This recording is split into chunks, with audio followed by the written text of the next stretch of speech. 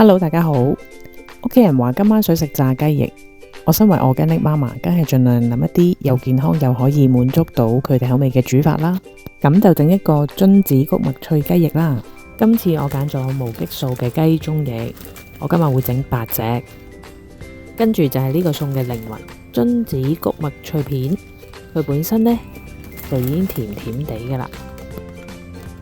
雞翼醃料方面呢，就有牛油果油啦、胡椒啦、鹽啦，我就另外揀咗韓式嘅辣醬。雞翼喺冰箱攞出嚟溶咗雪之後，就揾溫水去洗一洗啦，跟住再揾廚房紙盡量印翻乾佢哋。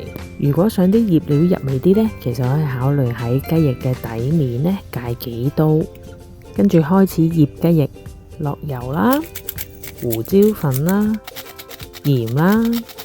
頭先我揀嘅韓式辣醬啦，其實你哋可以揀自己中意落嘅醬都得噶。跟住撈勻佢啦，擺埋一邊呢，就醃佢30分鐘以上，咁就好入味啦。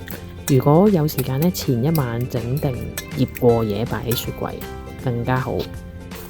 榛子穀物脆片呢，我哋大約需要90g 度。我今次呢揀咗用手動嘅食物處理器呢去。係咁以整碎啲穀物脆片 granola。 點解唔揀電動呢？電動呢好容易呢會整到好碎啦，咁就變為粉啦，咁你焗出嚟嘅雞翼呢就冇咗口感啦，同埋冇咗卜卜脆個效果啦。如果冇食物手動嗰啲處理器呢，其實可以考慮呢係用整麵包嗰啲木棒呢係揼碎佢啦。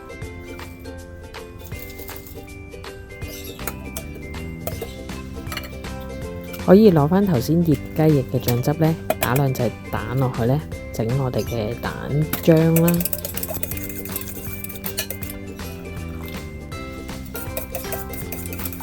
可以將蛋液慢慢淋上雞翼度啦，再撈一撈勻佢哋，將浸滿蛋漿嘅雞翼擺落去穀物脆片個碗嗰度，跟住就同佢哋打關鬥，打多幾個，黐得就越多。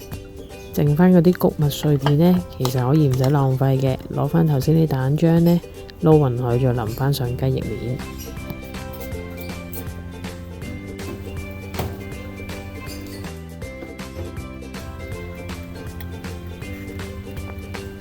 焗咗10分鐘之後呢，就拎出嚟轉方向，佢哋就會焗得均勻啲噶啦。出爐啦！已經聞到好香嘅榛子同埋雞翼味，睇下焗得幾靚。上碟啦！